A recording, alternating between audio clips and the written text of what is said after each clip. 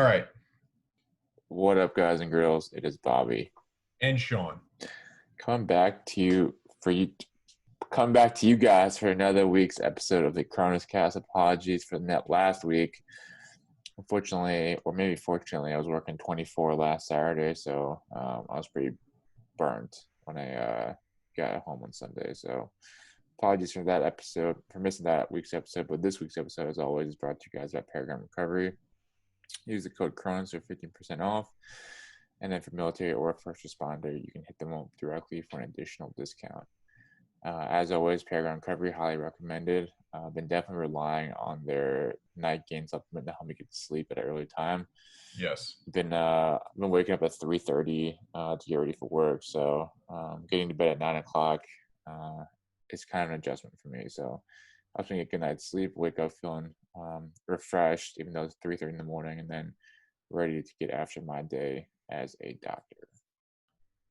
And because he's using all of the Paragon Recovery tools that he's been pushing now for the last couple of months, he did not incorrectly put a dude's arm onto his leg. So surgeries are going well thus far. I think that's anecdotally speaking, that is a good case study for why you should use it. I've been using it just because I've been really restless when I've been sleeping after all of the workouts, and I'm sleeping so soundly all night. I'll have dreams sometimes. I never have dreams. I never dream. But I'll dream on this stuff. It's great. Yeah, that's the big thing that I noticed too. I just thought that was me, but I usually don't remember my dreams. But when I take Paragon Recovery or the night gain stuff, I get pretty vivid dreams. Not necessarily good or bad dreams, but pretty vivid dreams where I'm like, holy shit, this is a wild dream. Yeah, you definitely remember it. But real quick, before we get going on today's stuff, today is July 12th. And unfortunately, 2 years ago today, 1st Ranger Battalion lost Chris Solis. I just wanted to do a quick segment on him. For those of you that had the privilege of serving with him, knowing him, or calling him a friend, Chris was just a phenomenal Ranger, did incredible things in the 1st Ranger Battalion. I had the privilege to serve with him on 2 deployments, once as a battle captain, and then my last deployment with regiment as a PL when he was the jock NCOIC. He was just the most professional individual I've ever met, and I literally never saw him without a gigantic smile on his face. Incredibly positive, did phenomenal things for the breaching course at Hunter, went out of his way and made sure that every single Ranger was always taken care of, would always find time during the jock shift, the subsequent shift, to help cover down for dudes during deployments, was getting after it in fitness all the time, did some awesome things when he got back from that deployment and taking over different leadership positions in the 1st Ranger Battalion, and had an incredible future lined up for himself at 175.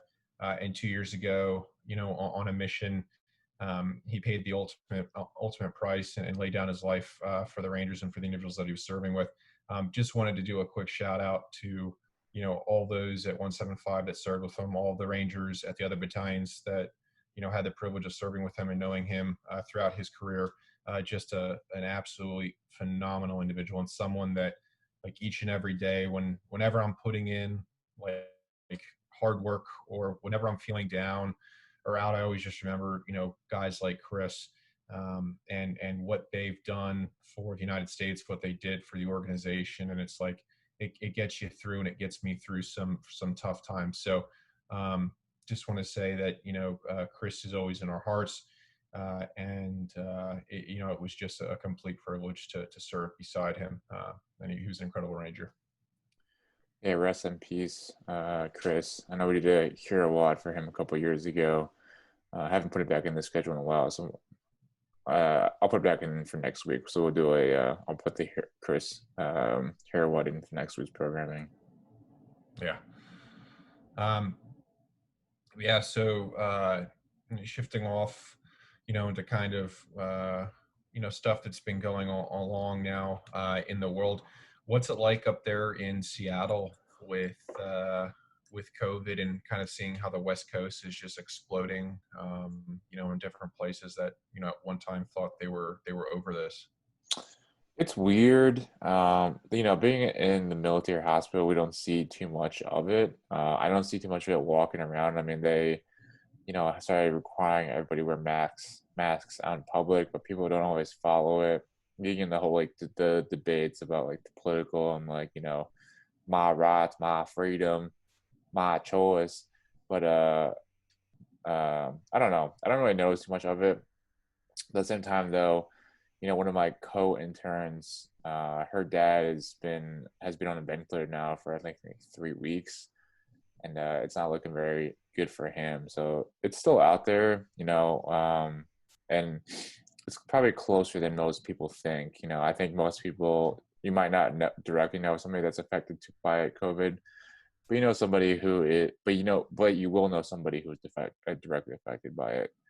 So it's just like, it's not hard to wear a mask. It's not like inconveniencing you too much to wear a mask. And, you can argue about how much it actually does help prevent the spread, but I still think, for the risk benefit analysis, if you do the risk benefit analysis, like it's pretty simple to just wear a mask and then help prevent the spread of, coronavirus. And then it was actually kind of wild because last Friday, one of our other interns, she was exposed to one of the nurses tested positive for COVID on one of the floors. So they quarantined pretty much every single nurse on that floor and like through contact tracing, quarantine my co-intern. So like the program was like kind of I wouldn't say freaking out, but definitely acting drastically to try and mitigate the risk associated with being in the hospital in COVID times. So we started a different like rotation schedule. So now we're doing like a week of on call, then a week of like elective operations, and then like week off. So it's very interesting and like kind of different. I don't know if I like it because it's like, I think it makes it a little bit easier in terms of I'm not working as much, but at the same time though, you don't want an easy experience. It's like training, it's like it's like training for deployment or like training for life. Like you don't want an easy train up cycle. You don't want an easy training cycle because when the shit hits the fan and your training actually matters, you want to be as prepared as possible. You want to have seen the most. You want to have experienced the most. You want to have done the most. So, it's definitely like a risk benefit analysis where it's way above my head. So I just do what I'm told essentially. But It puts the lotion on its skin. Yeah, that's what I say. During work, I would say it puts the lotion on the skin. But it's above my pay grade. But at the same time, though, like I'm kind of disappointed almost. I'm not really getting the full 4 weeks of getting shit on and then, working really hard and then that experience too. So I don't know. I'm like very mixed about that experience so far. Well, that sucks, man. Some I guess 30-year-old died down in Texas going to a COVID party, and one of the quotes that they had from him was like, I made a mistake. I didn't think that this would happen. But I mean, that's just like, that's what's bonkers about it with the reporting. The New York Times had a piece this morning that kind of broke down the statistics of every city, and then some rural parts of the country where I think they said 1 in 28 New Yorkers will have COVID or COVID, like symptoms by by the time this is over. And then they compare that to some places that, they don't think it's as bad, but statistically speaking, they have more COVID, what's it called? Fatalities. Diagnosis. Okay. Yeah, like per capita than like New York City does. It's just, people want to focus on the big cities, the San Franciscos, the New York Cities, the Houstons, the Dallases. What are some other? So Boston isn't doing too well, but nobody talks about Boston. Seattle, yeah. Well, you have enough problems up there with CHAZ.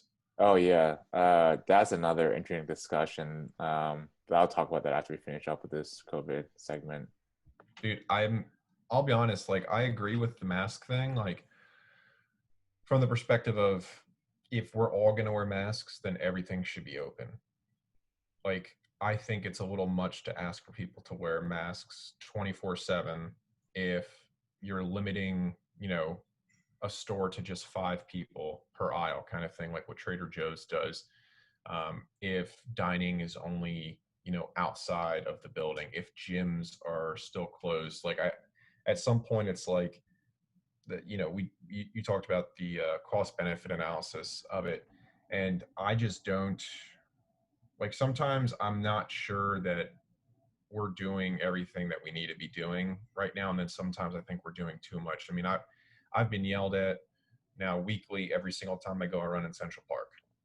Like I'm doing an hour, 2 hours plus every single time I run, and somebody will always find an excuse to pass judgment and tell me to put on a mask when they themselves are sitting within 6 feet of another person with their masks on their chin, or within 6 feet with their masks on, but clearly not someone that they're cohabitating with. And it's just like the hypocrisy is just so apparent.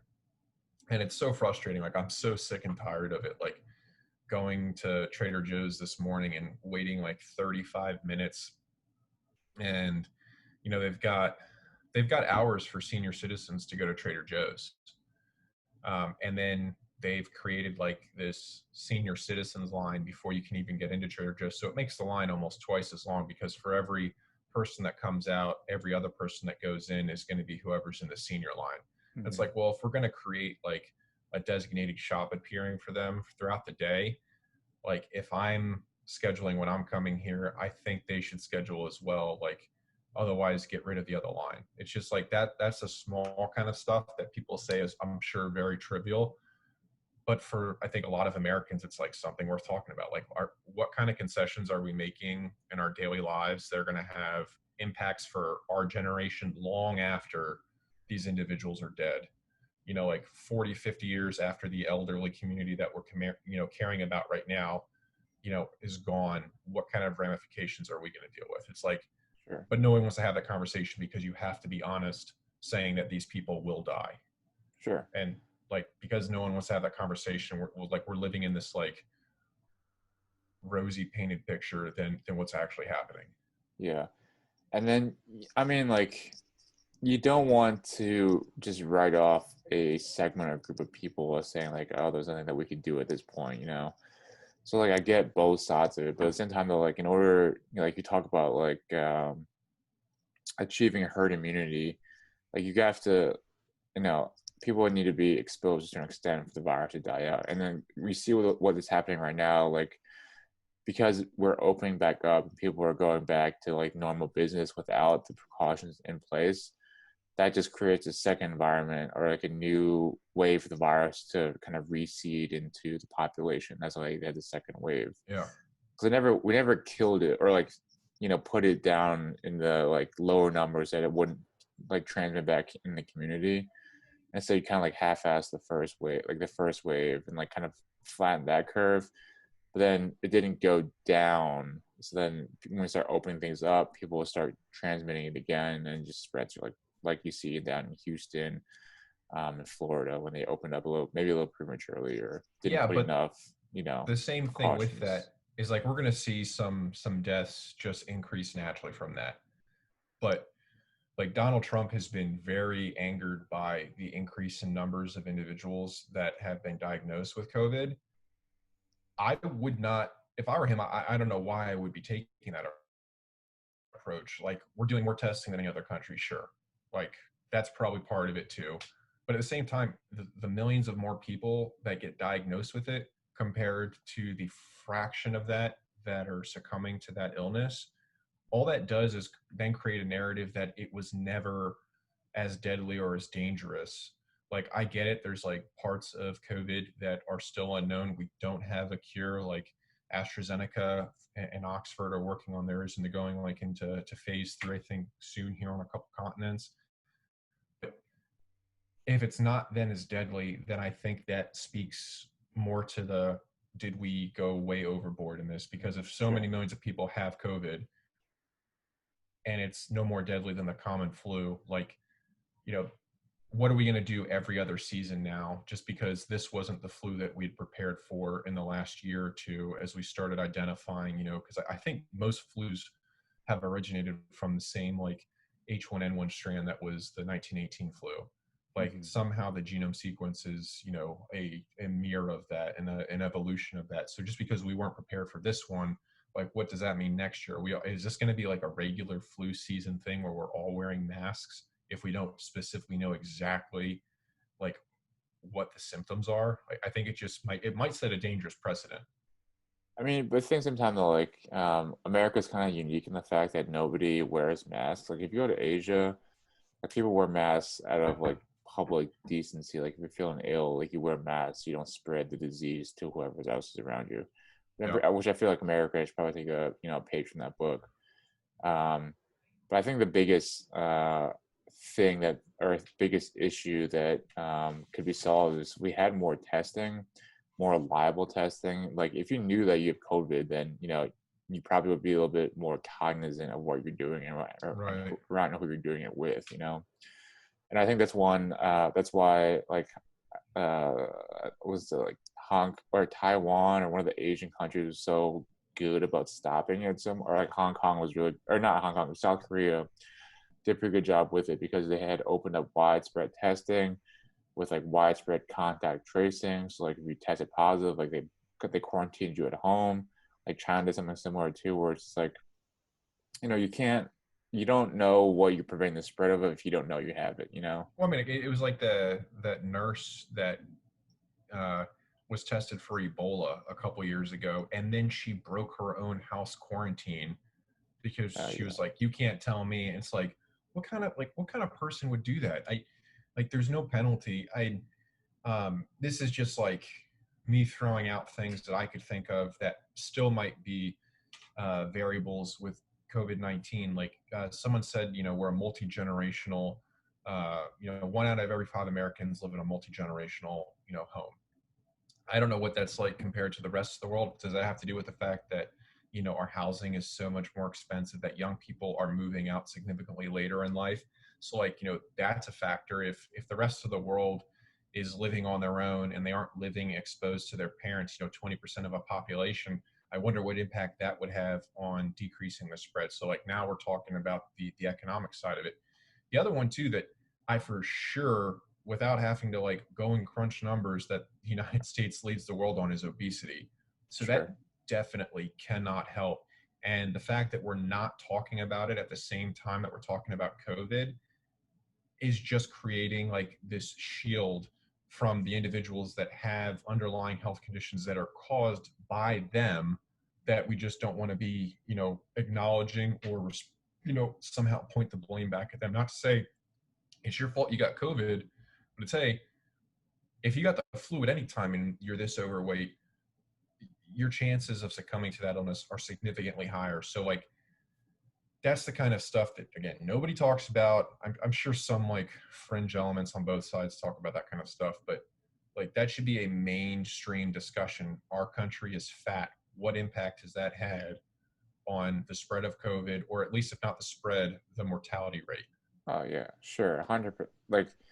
Definitely. I mean, just from a pure scientific and medical perspective, not to get SJWE, but being fat is not good for your body. It's not good for obesity is pretty much considered a condition that makes you, well, obesity itself doesn't, but obesity does lead directly into a variety of other health factors that will cause a negative feedback loop that cause your body to severely deteriorate. It's pretty straightforward. People like to say that you can be healthy fat where your blood panels and whatever look fine, but it doesn't matter. A fat in your body, fat isn't just fat. It doesn't just sit there. Fat is this a hormone producing machine for your body. Fat produces chemicals and hormones that circulate through your body that can cause terrible effects. Most commonly, fat converts testosterone to estrogen.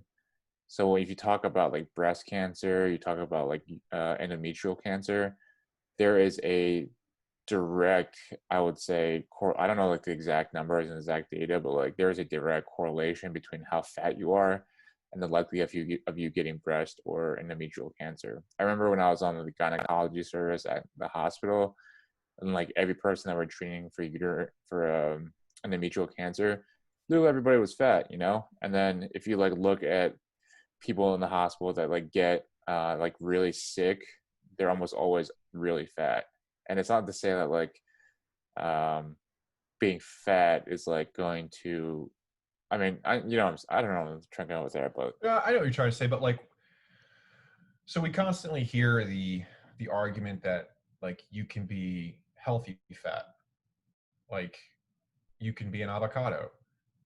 Like when we're talking about that though, do you think that there is an age cutoff where you go from being or displaying somewhat normal health metrics to like, hey, it compounded really quickly, and oh between the sure. age of 40 to 43 is when people are really going to start feeling that. So like you can be young, teenager, young adult, but by the time you're like 30, Yeah. 35, 40, 43, that's when it's really going to start going downhill. Yeah, I was at like probably like 30, like mid to late 30s, probably when it starts catching up to you. And then, it starts small. Like it starts with some elevated high blood pressure. It starts with like an elevated like insulin resistance, but then quickly spirals from there. Like the insulin resistance then becomes diabetes, and then the high blood pressure becomes kidney disease, which then becomes, heart disease, which then becomes, all these like increased risk of stroke, increased risk of heart disease, like all these other factors that play into it. And and you can see it like I can see it in the hospital. Like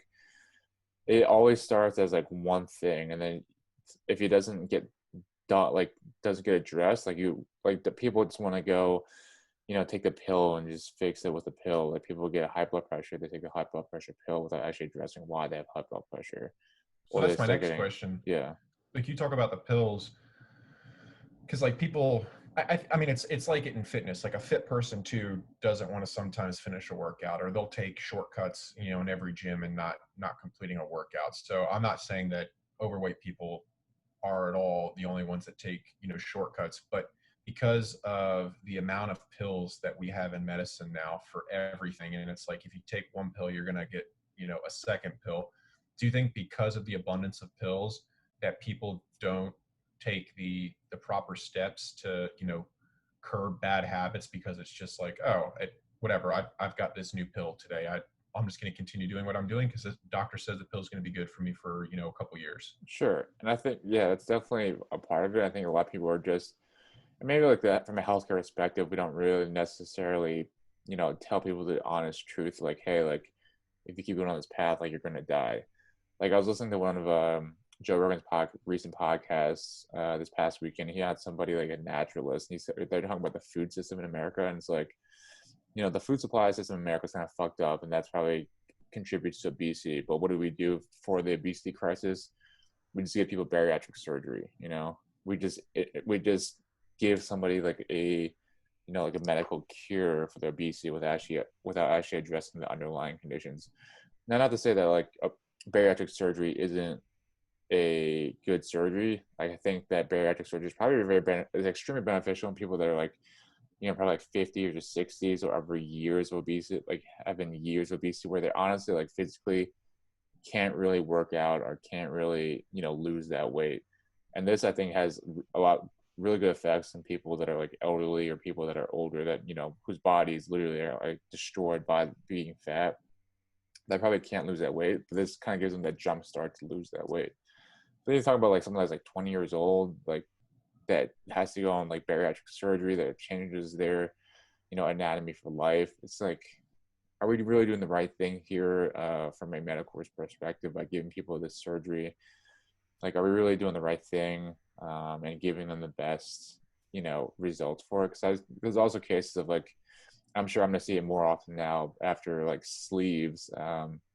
People over time, like, when they first get their sleeve, they like lose a bunch of weight because they can't eat as much without addressing like the underlying psychological issues that people have with food, like food addictions. Yeah. People are just gonna eat around their sleeve, and then this over time the stomach stretches again, and people will have to get like reoperated on and get their gastric sleeve redone or go to bypass surgery to fix that. It's like Dude, people I can. think it's such a huge problem. Like you can go to Whole Foods, Trader Joe's. There's a couple other grocery stores around the area here, and they've got like a great selection of produce. I never see people in the aisles, and when they are in the produce aisles, it's like they get potatoes, they get corn. Like they're not getting like really good fibrous greens.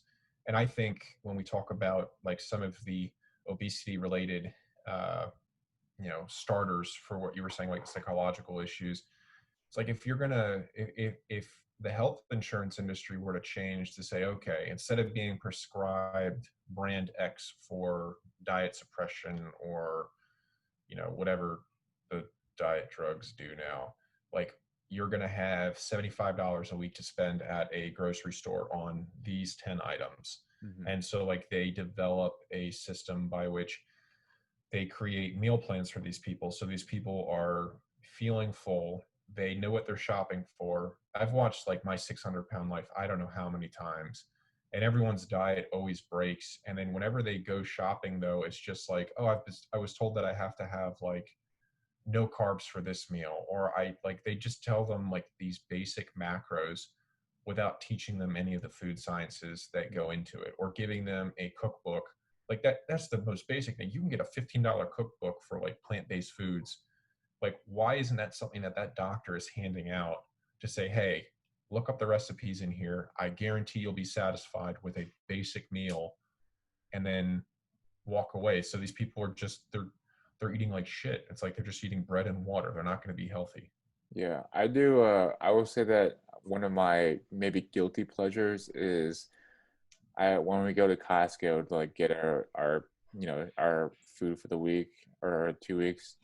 I like to like look around and see what people are picking up. And like the other like yesterday, I saw this like huge lady, and she walked by, and I looked inside her cart, and it was just like bag of chips, bag of like chocolates, Cereal. yeah, like cereal, soda, like milk. I was like, where is like your vegetables? Like, I fucking love Costco's vegetables. Like, it is so fucking cheap. It blows me away. Oh, You dude, can and get like it's three it's a pounds of it's spinach for cold though. $5. It's so cold in there, like, and nobody wants to go in there because of that. But like, the asparagus is huge. A Yeah, big bag of asparagus, tons of broccoli, like all yeah, the mushrooms. Like I absolutely love. So yeah, Costco sponsor us. Like we love you please. guys. Yeah, like you get like a 2 pound bag of spinach for $5.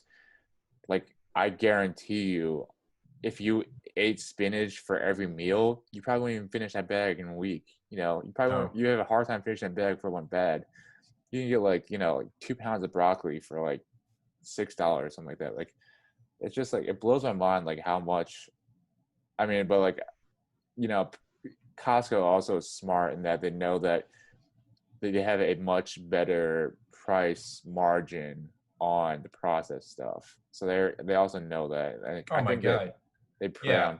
on, Like, and we sound like total fitness snobs right now, like judging obese people, but like to an extent, like with that, like you and I both bust our ass like each and every day.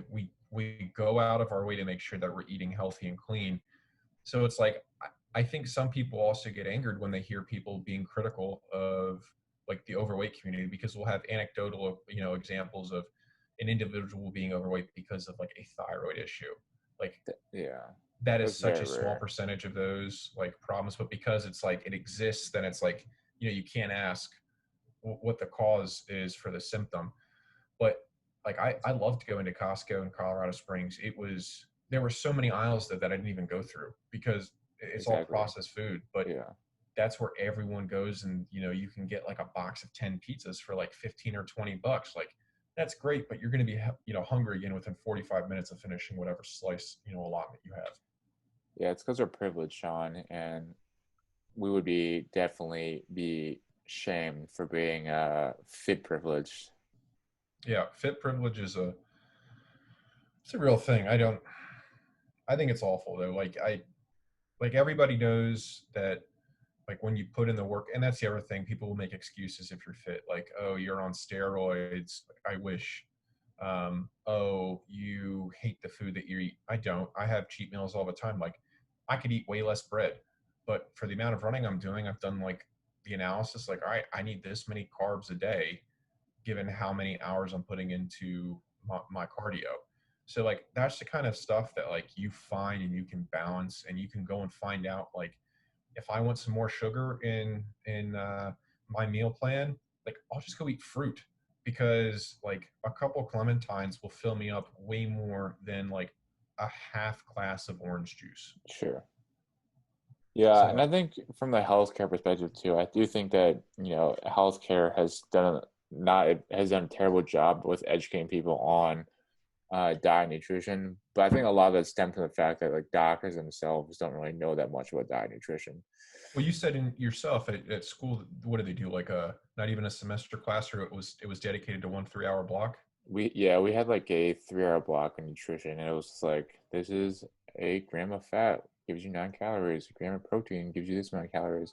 Like nobody know, like people, like doctors don't even know. Like some of the people that I work with, like some of the doctors, people in the hospital, are like some of the more unhealthy people too. So it's like it's like it's like a, what the analogy is, um like the rock calling. The the pot calling the kettle black. Yeah, exactly. Yeah, it's like Like I completely agree. Like you see so many fat doctors. Like I'm sorry, I'm not going to take health advice from you. Like yeah. no way. Yeah. I I don't know. I feel like we could talk about this all day because there's so many examples of shows on TV that try to talk about this, and then it's just they attack the hosts. Like Jillian Michaels, um, she shit on CrossFit, like pre Greg Glassman issues, but she shit on CrossFit for like its methodology, and but people hated her before that because like she was getting in their faces and saying like, why are we celebrating, like Lizzo for her body type, celebrate her for her music, Hmm. and that pretty much like cancel culture her out of existence. Um, so it's like that's just the kind of stuff that people don't want to address the hard issues, because right now it feels really good to prop everyone up, but I don't know, when we start paying for it with our taxes, and there's the costs of supporting Medicare, Medicaid, and other public sponsored health insurances gets more and more expensive. I think people want to have that conversation. Yeah, and it's just the kind of the harsh reality too. Like you can't have your cake and eat it too, you know. No. And it's literally that saying literally applies to the situation. Like you can't have a universal healthcare system where you have people that drastically drain the system because they're not, one, taking care of themselves, and two, don't want to put the time and effort into fixing themselves. Like you talk about like prevention, talk about primary prevention. That's preventing a disease before it actually happens. Secondary prevention is like preventing the progression of the disease, and tertiary prevention is preventing like the actual death of the disease. So a lot of the time when people are sick, you're talking about like tertiary prevention, but like talking about preventing the disease from killing them.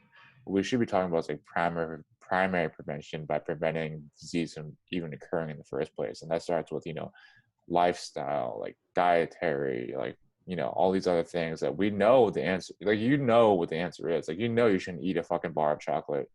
Like you shouldn't eat this bullshit. You shouldn't eat pizza for every meal. But yet people do because it's easy, it tastes good, and they're not willing to really address the hard facts. Yeah, and I'm all like, seriously, if you want to eat whatever you want, that's literally on you. I do not care what you put in your body. What I will care about then is when you tell me you didn't try, and that like me judging you is because I have it easy, because I don't look like that. It's like for every pizza that I have pushed away from myself or decided not to eat, instead for like a cup of ground beef and 2 cups of broccoli and a cup of rice for a meal, has like that is just a pattern that I've set. But we look at like what the root cause is, and back to COVID, when we have so many schools that are shut down, and I feel like this will be a much hotter topic come the fall and the spring if schools around the country are going to be opening up. like for a lot of individuals, a lot of children, we donated a couple months ago to a children's food drive. Like that's essentially the only place that these kids are getting, a couple square meals a day.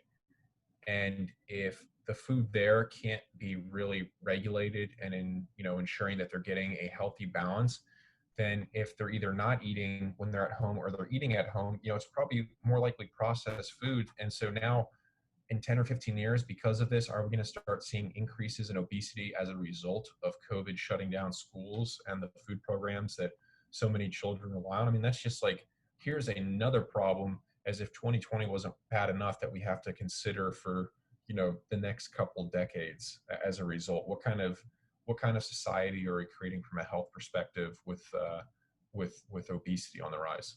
Sure. And it's just like there's so many, everything's connected, and there are second and third order and fourth order effects that we don't really understand. And it's kind of crazy. Like, a lot of people don't like to have these nuanced conversations about the actual like long-term effects of things, because it's like, Donald Trump bad, COVID bad, like, I don't know, what I'm saying? Like, it's just like, it's too easy to just say, oh, this is bad and this is good due to Uh, politics, or like the tertiary surface level or the surface level like information without digging into no, the nobody true wants, effects. because the problem is when you have to have nuanced conversations, you get to the point where there's bound to be a policy that the person that you dislike has that you agree with or you like. And because we have such vitriol for the opposition today, and this polarized political climate, nobody wants to have that realization. Nobody wants to say, okay, well, maybe by doing this, it was a good idea because X, Y, and Z occurred, but I still dislike this person because of ABC. Like, that's the kind of discussions that, really have to fuel how do we come to a center point to agree on getting things done. Specifically, how do we create a safe place that doesn't take up 6 square blocks of a city, pushing an entire precinct out, and generally having, I think after just a week of being there, 2 murders. So on average more murder per capita and per square block than the largest cities in the country, like CHAZ. They called it the Chop. They changed the name to Chop, by the way. Oh, Chop, like the Food Network show Chopped. Yeah, but it was like the Capitol Hill oppression. I don't know what the fuck it actually stood for. But yeah, it was It pretty was funny. nuts. I thought it was kind of hilarious. Some of the surgery residents were actually up there working at what's the hospital called up there? They work in the hospital in Seattle, and then they call them chop drops, because they would get drop off patients at the hospital in the trauma bay, because people would get shot or beat up or what have you, or assaulted, and then they just wouldn't know where they came from, and like had no documentation or didn't have any information. And they said that one time they dropped off some kid, and the kid was like live streaming himself in the ED in the trauma bay, and saying that he was being held against his will or whatever in the hospital. This is a hospital, mind you, so like, you're not being held against your will at the hospital. You totally have freedom to say like, I don't want to be here anymore. You can get up and leave. But then so apparently some like armed like militia stormed the hospital and like took this kid and took him back out to Chop. I don't know. The whole situation is bizarre. That whole area became the thing that they hated. Like, this is where we talk about like the nuanced stuff. Yeah. So many times Tucker, Hannity, Ingram, like batshit crazy, are just like creating this inflammatory rhetoric. But then they'll come up with something like, hey, you have literally become the thing that you hated. Like, hey, Anakin Skywalker, you are now Darth fucking Vader. You put up a wall. You have armed militia that are just roaming the streets like this is Raqqa, Syria. You're beating the shit out of people. Uh, you're instilling fear in individuals. You're not allowing individuals to, enter. People are being killed on your police watch without a police force. You're calling The for actual police. the actual police and the hospitals to come and relieve you and to help you at the same time that you wanted to fund them. Like, again, it goes back to the, like, the mayor of Seattle wanted to have this autonomous zone. Okay. But I think too, at the same time, they were aware that it was totally going to fail and fall Oh on its yeah. face. And it's just like, you know what, let it fail. Like, this is going to be a huge embarrassment for the city of Seattle, but maybe this is the kind of embarrassment that needs to happen so people don't fall into this trap of this, like, really, really radical political reform. No, Like, I think maybe that's that's the best thing to happen to it. yeah, I think that I agree with that sentiment. Like I'm sure the mayor and I'm sure they had this conversation like this is gonna fail miserably and it's gonna be, on display for the entire nation to see that like this is not the solution to it. Yeah. Rather Yeah. than storm it and, like, shut it down. It's Creating like when they tried to martyr. have Yeah. Woodstock 2 was like a total failure. I feel like I mean, because, like, I have a lot of school friends up here that are far more liberal than I am. And they were talking about, like, I wonder if New York City is going to have an autonomous. And I was like, oh God, please. Like, we already had Occupy Wall Street, and that was such a disaster for the city because of the exact same reasons, like access to law enforcement, access to care. The individuals that said they would take charge of the areas to keep it clean, to keep order, stopped doing that because nobody respected their authority. Like, you think of a bunch of people that don't like authority have to make a decision, like, in a pure democracy, shit is never going to get done. Like, you have to have some sort of authoritarian element, whether it's from, like, a republic standpoint or, in their case, a dictatorship, and just have someone tell you, like, no, like, Bobby, you're on sentry guard, go to the gate. Like, that's your job here. You are not the bread maker, you are sentry boy. Like, but nobody wants to take on that stuff, and so eventually, like, all the rules just go completely out the window. I can't believe that it went on as long as it did before it really just, like, nosedived. Pretty interesting social experiment into the into argument for or against anarchy and freedom, true freedom. Yeah, true freedom. Speaking of freedom, I cannot wait till Stone Mountain outside of Atlanta, Georgia is, like, destroyed. Oh, Like, isn't they've that got, the black yeah, militia versus the Confederate militia right now? it might be. I'm literally not even tracking, like, what the actual on the ground scene looks like. But for those of you that haven't been to Atlanta, it's like got a ton, or had a bunch of Confederate memorials all over the place. And one of them is Stone Mountain, where I think there's, like, some Confederate general's house, I think, that was in the vicinity that they built it adjacent to. But Stone Mountain, I think, has, like, Robert E. Lee, Jefferson Davis, Jeb Stuart, Stonewall Jackson, Hood, you name it, some Confederate dude, like, almost Mount Rushmore into this giant stone outcrop outside the city. And I remember going there years ago. And again, I'm a Yankee. For those of you that don't know, my family's from the Northeast. Like, those that were here on my dad's side fought for the Union. Like, so I've never enjoyed the Confederate history. I've never connected with it. But when I went there as a kid, I was like, why is this here? So, like, I am so happy that, like, people are actually doing stuff to tear that shit down. Like, we're not advocating for violence, but I'm advocating for the removal of every single Confederate statue in public. Put it in the museum. I mean, Donald Trump said put it in the museum in 2016, and now he's, like, changing his tune on that. Like, that blows my mind that, and the same with the posts. Like, nobody's ever deployed from Bragg and gone, yeah, I'm from Fort Bragg. It's like, no, I'm from the 82nd. I'm Mm-hmm. from, the Special Forces. I'm some other, governmental agency that's attached there. Like, nobody fucking cares that it's called Bragg, except the people that know that it's named after a Confederate. Like, change the name. Yeah, I can definitely see both sides of the argument in terms of, it stands for something that, we're not, it's a dark period of our country's history. And I think that we should definitely still hold on to these, monuments, whatever. But like you said, put it in a museum, acknowledge the fact that it is in our history.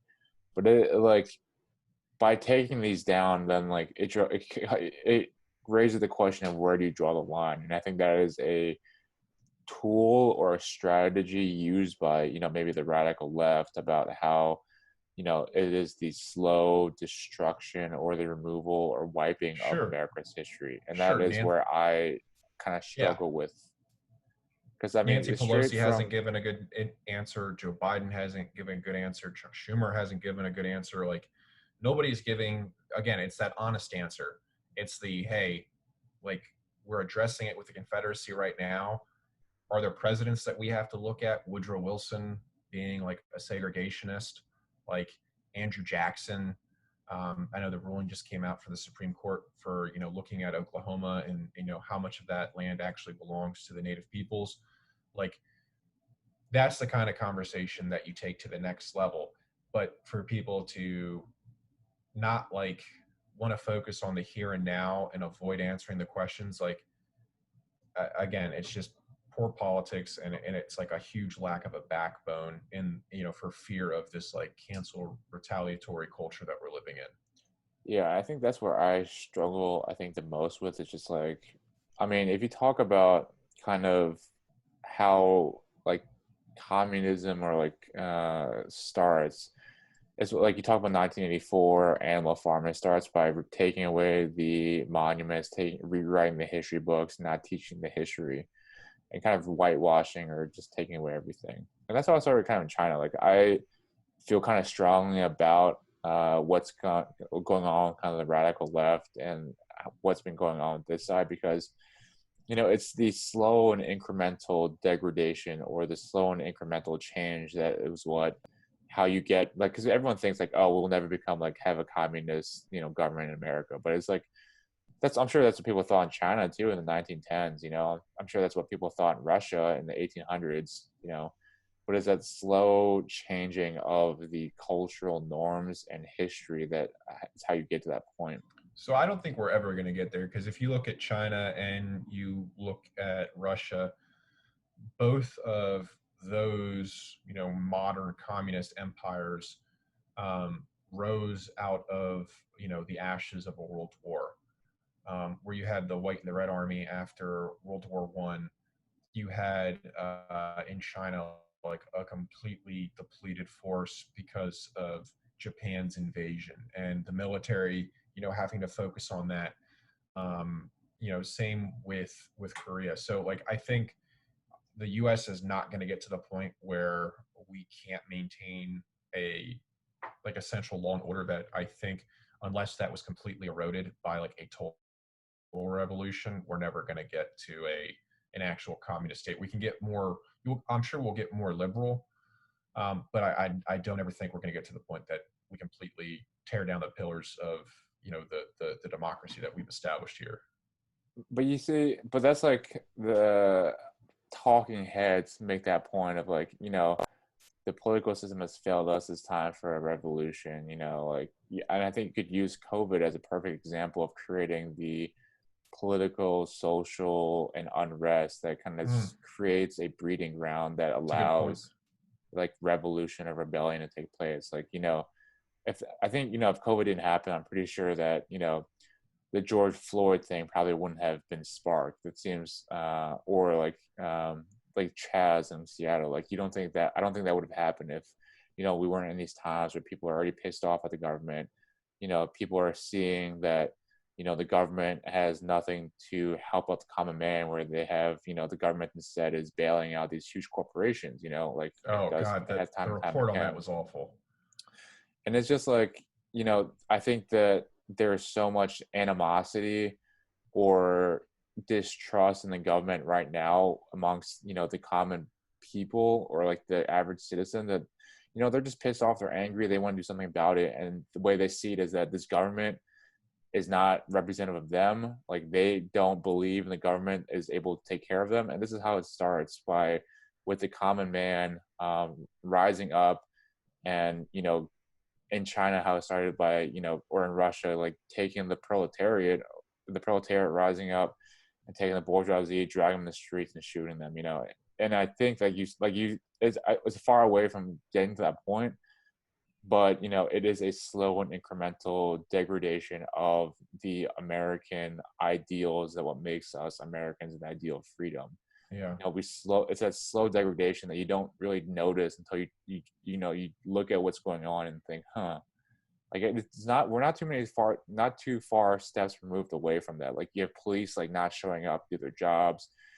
You have like people like and blatantly disregarding the law. You talk about Atlanta, like the cops don't show up to work, and then you have these rash of murders and like people are like assaults, and like there's lawlessness that stems from the fact that there is people who just don't believe in the ideals that we espouse in America anymore. Yeah, but I think that goes back to like if you have a massive no-show of police officers across the country, if you have a lack of government, stepping in to stop the next chop from starting, and then it crashes and burns, or you have a huge string of violent crimes, I think if anything, that might makes the case that, okay, you do need these establishments. And so is it, all right, it's going to be like a really like bad period for the next 2, 3, 4 weeks as police officers are like, no, you don't. I mean, I think there was a South Park episode like that too, where, the police made fun of like the townspeople because they essentially tried to like revolt against the police. And then when the kids were playing ninjas and they thought they were ISIS, the police were like, oh, sorry, like can't help you. Like, is that the kind of thing that's going to be necessary to happen where people are like, okay, maybe we were a little overzealous in saying that all the cops are awful when maybe 5 or 6 weeks ago we were cheering for you at 7 o'clock every night. Like, okay, we get it. Police reform needs to happen. We're going to be fine with the police so long as drastic steps are changed to prevent immunity from extending to police officers that are in such gross error and dereliction of duty. Like, is that the kind of stuff that'll happen where eventually we kind of get back to a normal semblance of a relationship between law enforcement, society, and then again the rule of law? Yeah, I mean, yes, but at the same time though, like there is the sentiment of that if you think about like the cancel culture and what have you, like, hey, like the founding fathers were slave owners, so they're all bad, like, so that means our government was founded by slaves, that by slave owners, that means our government's bad. So it's like that talking narrative that gets created by like BLM, who like the founder of BLM, they're all like trained Marxists, and like trained socialists. This is like a playbook from the Marxist handbook, is that this is how you create dissension and create civil unrest, by creating these narratives of the current system is bad, and that the current system doesn't care about the common man, and it's up to the common man to step up and make these changes. And then you have these people that are leading the common man. They're not able to create their totalitarian or communist society and vision.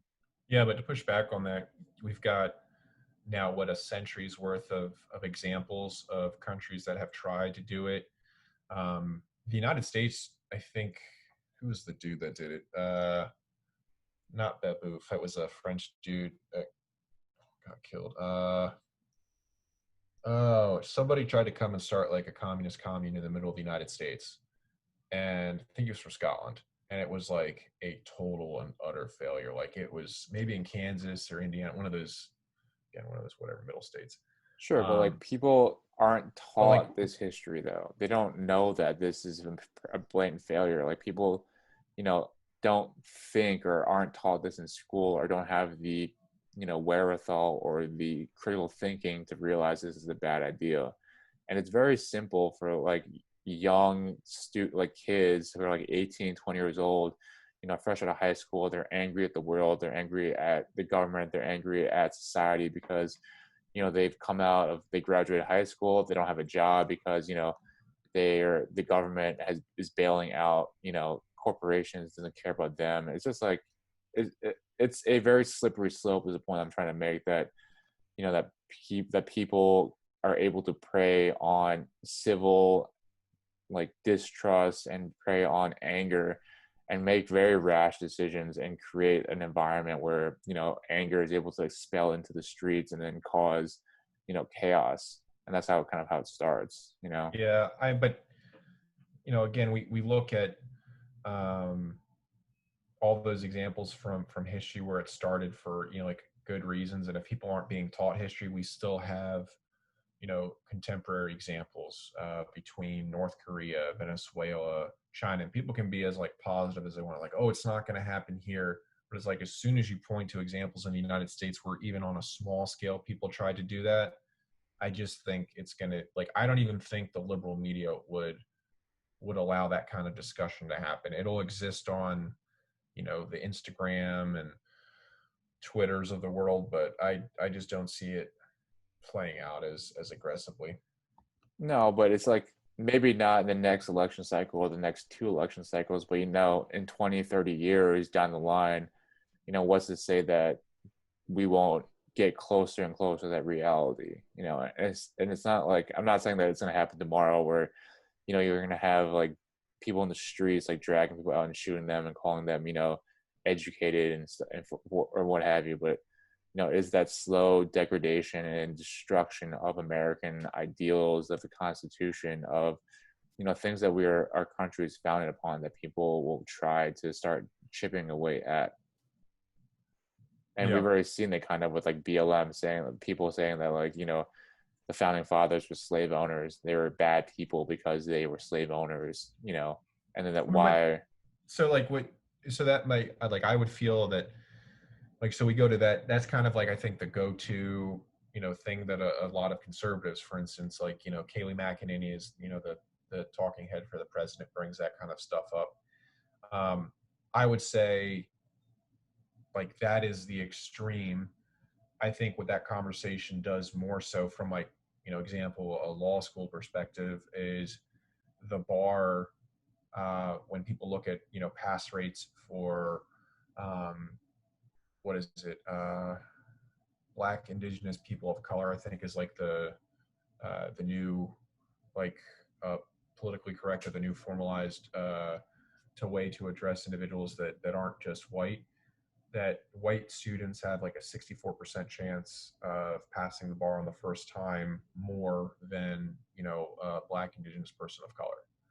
Like, and so like what is that? And then you look at like the history in some states where the bar was created so that not only did individuals have to, you know, have graduate degrees, have law degrees, but in order to practice law, they had to pass an additional test that was only created by the states in order to lessen the amount of, you know, non-white participants into that field of law.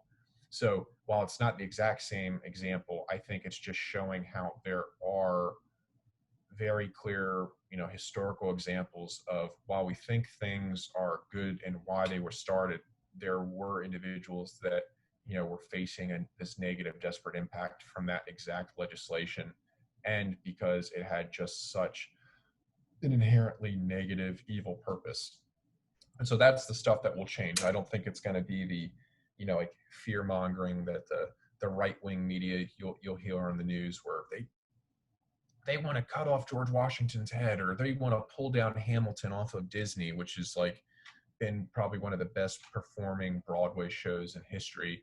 Like that, I just think people, they focus on the bright shiny object, but don't see how America over time and over history has overcome a lot of these awful things that the country created based off race, to create like um, a more fair, equal, you know, opportunity for everyone, and trying to right its wrongs. Sure, but then like where do you draw the line for these like cases of like trying to create a way of bringing equity to everybody? Like it's like in my mind, it's like it's impossible to have everybody have the same outcome. You know, not everybody's equal. Now everyone's like genetically or, you know, created equal. So then why do we need to try to make sure that everybody has the same results, you know? And having access to, you know, having access to resources, sure, like I'm with that. Like there's definitely ways that we can get better in terms of helping underserved communities receive more resources to help kind of level the playing field. But then Dude, where do you draw the education, line? Yeah, I wouldn't even have to, you wouldn't even have to think about like, where do you draw the line? If we focused as much as we do on our military, as much as we do on like some stupid ass spending that this country does. I mean, like, didn't we just get like 10 new Navy ships? Like, how many billions of dollars did we just spend up there instead of really focusing on like a better federal, school program? Like a lot of schools, the property taxes take care of the school's costs. But like, if we paid teachers like public servants, if we made that, and I'm not like saying like we need to pay teachers like we pay NFL stars, but if you paid them a little bit more so that people wanted to go and be teachers, and it was super competitive, and it's like, okay, you're going to take like it's going to be like the military. The top 10% of teachers get their first choice of where they go teach, and then we're going to assign teachers based on like their performance or based on their scores that we got, and we're going to send them to different school systems so that we can try to create a very good, proficient teaching community, much like we do with the military. And again, that might even be way too far for some, saying that's too much government involvement. But I think it's kind of apparent when you look at some states that are so bad when it comes to, national standardized testing. And I don't have a problem with national standardized testing. I think when people are poor performers on national standardized testing, it's because they did not get taught well or efficiently. And that goes back again to making sure you have the best qualified teachers. Like, teachers need to be paid more, maybe disincentivize them from unionizing because it's like hyper competitive to try to teach at different schools. And then if you want to address like the racial dynamics of this, and you go, hey, there are like socioeconomic issues for why minority communities are underperforming historically. Okay, well, guess what? The best teachers in the country are going to go there. That's where they're going to teach, and in fact, they're going to get paid more so that we can put more efforts into these communities to try to bring them up in the next generation or two. Like, that's the kind of radical thing that needs to occur, more so than like us purchasing another ship when the next like near peer threat for our navy is like probably Great Britain or like Russia. But they're around the world, and like, they've got a McDonald's in their country. We're not going to war with them. sure. But then, like, why do you think this conversation happened? Because you think that this is like kind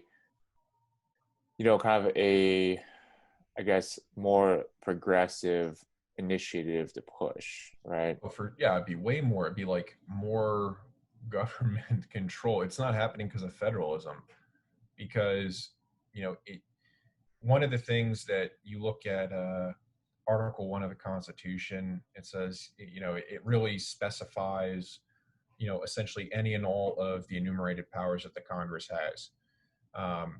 And those that aren't enumerated are left to the states. And so, because of words like any or shall, it really, although it seems to broaden the language of what these powers are, it actually confines it to no, your authority stops when the enumerated clauses stop. And because of that, like, states have built up a very long history of, state programs, taking charge of education, the health generally, the safety with policing, the National Guard programs, even though they're overseen at the executive. It's like, that's the kind of thing that people don't want to give up that right, because all of a sudden you take that away from a state, and the state's going, well, what authorities do I have left?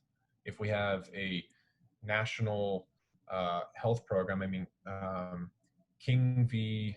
King v. Burwell, where they talked about the ACA, and like one of the clauses in the ACA was like, hey, in order for an individual to qualify for tax credit, they have to register through a state program. And so the states that didn't want the Affordable Care Act passed, or didn't want to have Obamacare, were like, hey, if we don't create a state program, then people can't register. Well, then the people won't have Obamacare, and so we just won't make a state program. And so it went to the court, and the court was like, no, so far as we're concerned, state means like the federal, the large thing. So like, it goes back to this, we're in such a constant power grab between states and the national government. States don't want to give up their rights. And that comes, I think, completely down to like Republican and Democrat. And again, people just don't want to come in the middle and say, okay, we need to make radical changes to this country. Like education should be far and above the number one issue. And I say second would be healthcare. Yeah, I mean, like, it sounds clear and easy when we talk about it, but then, then what is, and I think that's where a lot of people get disenfranchised or lose interest in the government because, there are such larger issues that the government isn't maybe willing to address or doesn't want to address. Yeah. I think that's where this anger and distrust in government stems from the fact that the government, people would just feel like the government isn't looking out for their best interests and looking out for these large corporations and these big businesses that, I mean, both sides do the same thing. Like the Democratic Party is, I don't think the party of the people anymore. It's a No party way. of the other government, of the other corporations. No, the Democrats are awful. The Republicans are awful. It's unfortunate we've got to such a point where we no longer see like what's going on behind the scenes because there's such big money controlling both parties that you can't have smaller fringe parties starting to grow and become, larger portions of the country, like a libertarian party or whatnot. So I think from that perspective we're a little fucked because until we get new individuals into Congress, like, I mean, this is going to sound radical. I don't think you should be in Congress if you're older than 68, 60, yeah, 65 70. maybe. Like 65 Like, is the age of retirement for everybody else. bounce, like, out. Like, and again, I'm like, I'd be writing off an entire portion of a population, but we get so stuck in the politics that they grew up in back in the 1930s when they were adults that, like, when are we ever going to have like the change that's necessary? Like Ilhan Omar, AOC, like there's a some kid that's down in maybe North Carolina, Georgia. He's 24. He's I think going to Congress on the Republican side of the House, or he's going to be I think the shoe-in for the election. Like, as much as I don't like some of these people that are now the future leaders of the party just because they ran in a weak district, I don't think like some of them have the qualifications to serve or lead or don't have the temperament. But like, I think it's great that we're getting different people in there. Like, I think every single senior Republican needs to go. Every single senior Democrat needs to go. I mean, they did the whole, on a side note, Trump v. Vance, where the district attorney's office here in Manhattan can see his tax records going back 10 years. Like, they had a very articulated reason for wanting to see it. We've got Clinton v. Jones. We've got US v. Nixon. Like, there are clear-cut examples. And then you have, 4 committees in Congress under the House of Representatives that wanted the same things. The Democrats just wanted to like really see his taxes. They didn't have, they were like, oh, this is for national security. It's like, okay, well, the problem is it's a slippery slope. It's those kind of stupid actions that make people hate the politicians. It's like, you just embarrassed yourself. You have like a go-to great win for law and order, for making sure that this person, the president, wasn't engaged in illegal activities. And if he did, it'll come to light, and then you can take him, into federal court for that after it gets out of the DA's office here in New York. But to like go after it at the same time for like the Trump v. Mazer, like, it's awful, like totally stupid. Yeah, yeah, and it's just like, I just think it's funny because people like to say that, oh, like I'm a liberal, so I have to vote Democrat. It's like, you're just voting for the same. You're just voting for a conservative with a different. You're just voting for a Republican with a different flavor. Like, Oh yeah. it's just like they're all. I would even say, like, I mean, Trump and Biden are literally the same person with, Oh my like, God, just dude. like 2 degrees apart. How did we get here? Like, And this is what I'm talking about. Joe Like, why Biden? people are pissed at our government and at our country, and this is how it starts. Like how the politicians and the current system has failed the people, and this is how this general distrust and sentiment starts rising, and that, you know, maybe like not this cycle, but maybe like a couple of cycles where people are like saying, fuck this, I don't want to be the like part of this country anymore. Like I want to change the politics, or you know what I'm saying? Like this is how Oh, it dude, I know. starts. I love my dad, and like he gives great advice. Like I've always listened to it. Advice though that I can't recall on a word for word basis. It's usually been like, Sean, you're in the army. Get your ranger tab. Thanks, Dad. I like generally got that one. Cool. Or like, hey, this is how like you respectfully treat a woman. Thanks, Dad. Joe Biden's up there at like 95 years old going, my dad had a saying that, you know, the cream always rises when the apple is picked last, and you have to put in a hard days of work. So long as you're greasing your leather shoe, and you always got a nickel in your pocket. And I've never understood what those words like. Who, dude? You can barely remember what you're running for, whether it's the presidency or the Senate, but you're going to tell me a word for word quote from your father who, if he was still alive, would be 260. Like, that's the kind of stuff that, like, why are we here? Like, Yeah, that's bad.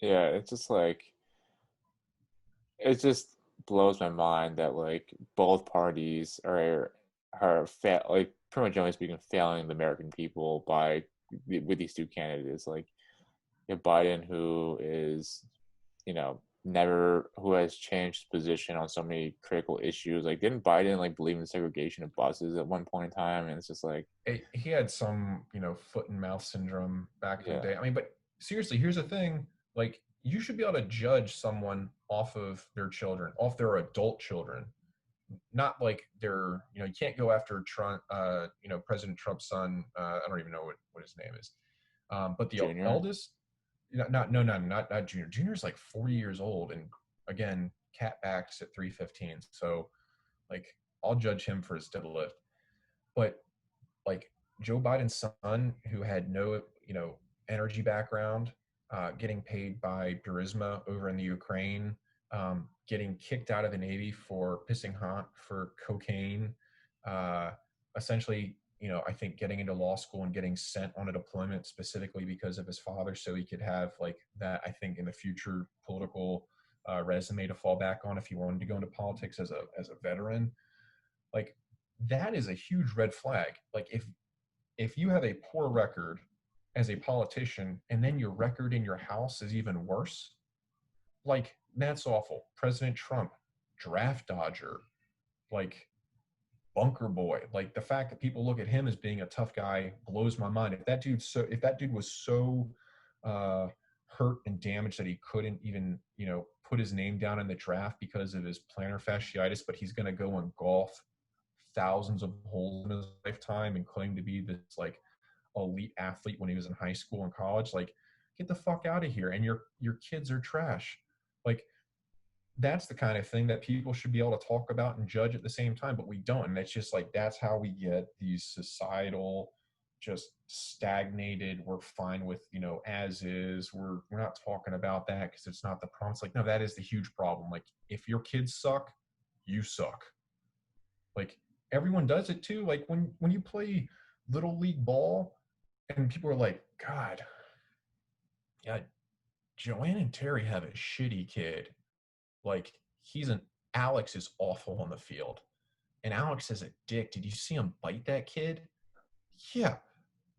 Yeah, you judge them then. So like why aren't we judging them as adults? Like if you did not raise your children correctly to do the right things, I think that says just as much about you as it does like that shitty adult that you just bred. Sure, sure, yeah.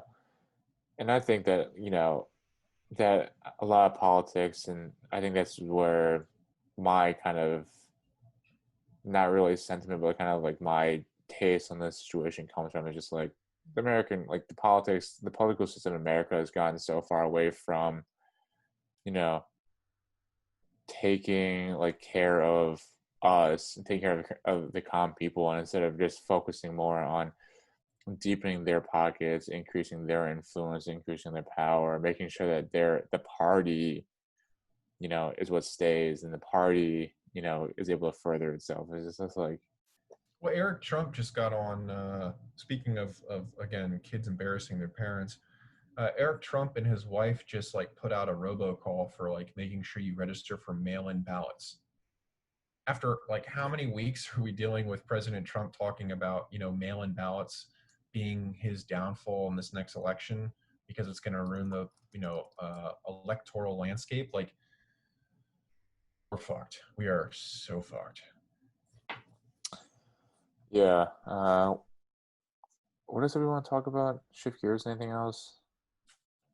What do you got coming up this week for fitness? I'm on like a bye week, recovery week.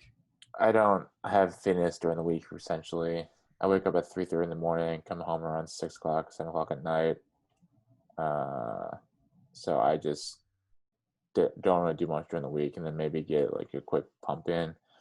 This weekend, last 2 days, I ran like 32 miles or something. The last 2 days, trying to get So my. you did like 18 and 14. Yeah, I did like 19 and like 11 today or 12.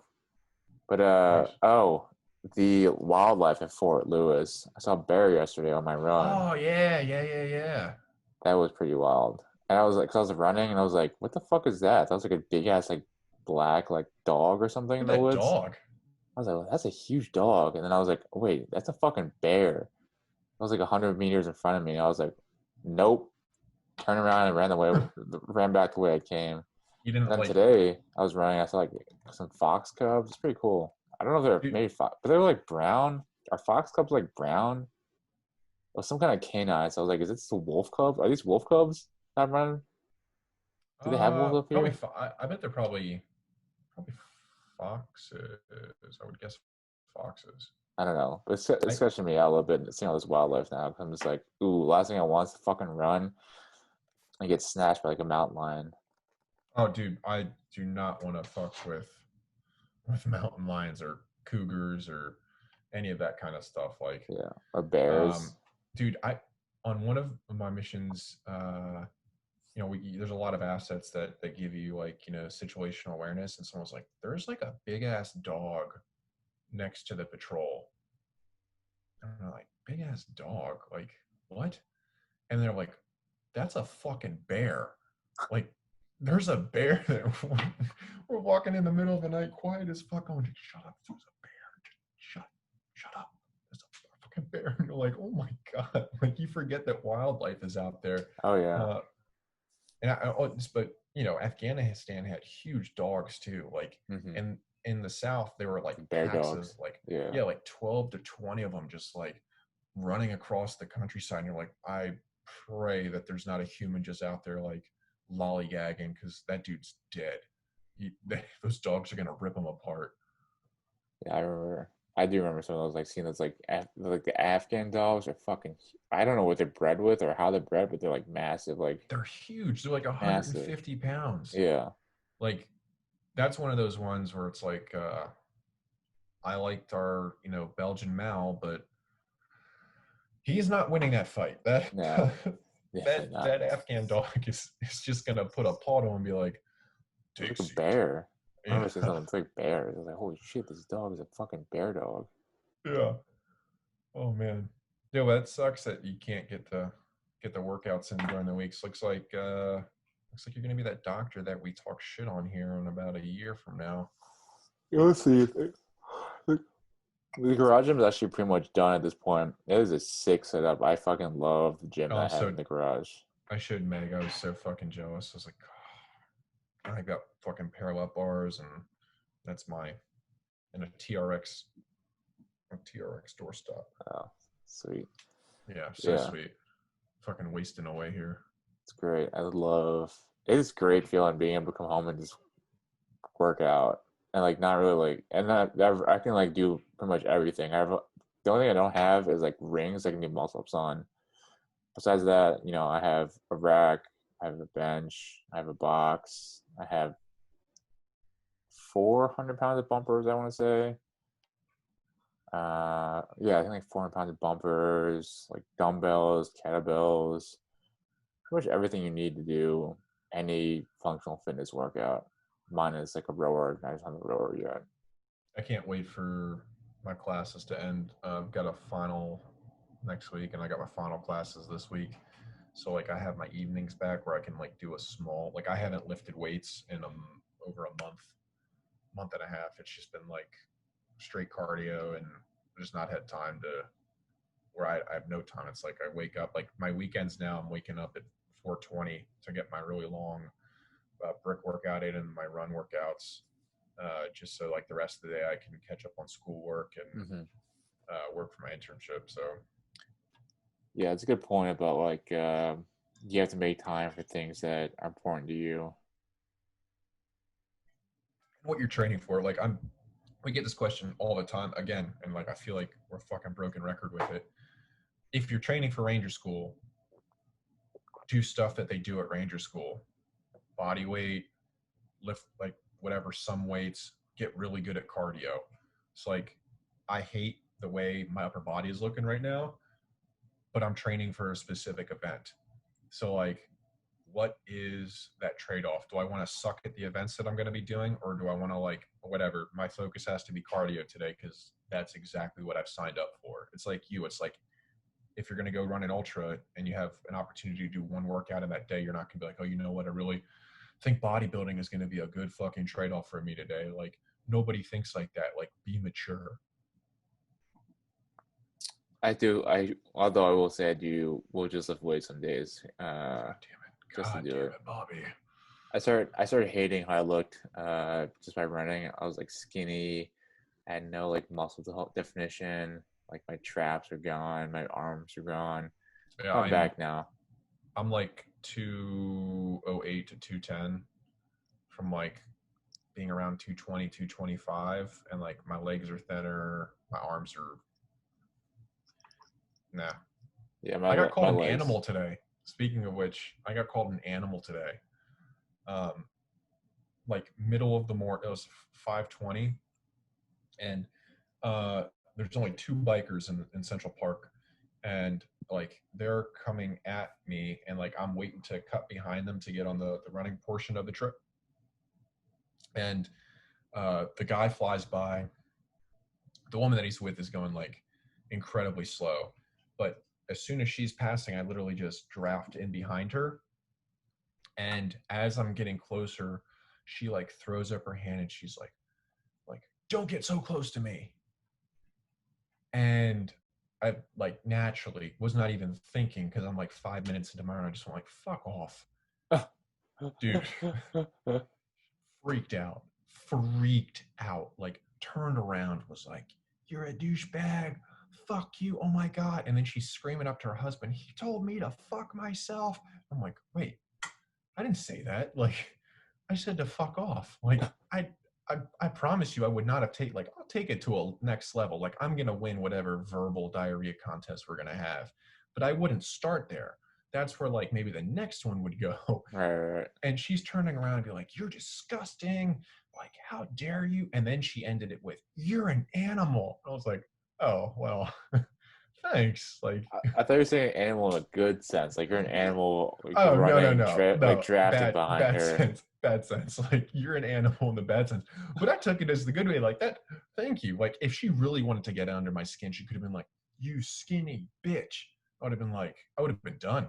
I would have just unlaced the shoes and walked home. But she called me an animal. Dude, I felt good for like an hour and 10 minutes after that point. I was like, I'm an animal. Yeah. Watch out. Animal coming through. Nice. Big dog. All right. I guess we'll start wrapping it up then with that story. Any closing comments or announcements? No. Hit us up next week for, topics that you want to hear on here. If you want me to like describe what might be coming next down the pipeline for the next batch of programming when gyms are opening back up, we can talk about that. Products and swag coming your way. We got a ton of orders to handle. It's been great response. So pump at that. But yeah, that's about all I got. Yeah, I will say that we have now dropped some new apparel and stickers for the logo 2.0. We have completely changed up our entire distribution model. I'm actually warehousing stuff here at the house, and then we're going to ship directly from the house. So we're going to kind of pass the savings on to you guys, because the printful model, or the model that we're using, was very expensive and cost prohibitive. So if you notice, shirts are now $5 cheaper, and everything else is pretty much normal. I think actually we'll probably have much faster turnarounds, since we actually have inventory on hand. So you can probably expect to get your order within like a week of actual ordering, versus like Printful, which was like 2 or 3 weeks, whatever, however long it was. We're going to try and start getting some more swag on the store.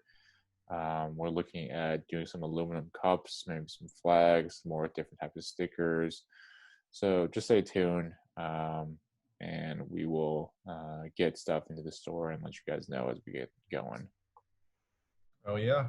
All right, man. I will see you next week and catch up with you in text here. Absolutely. I'll catch you guys next week. Peace. Later.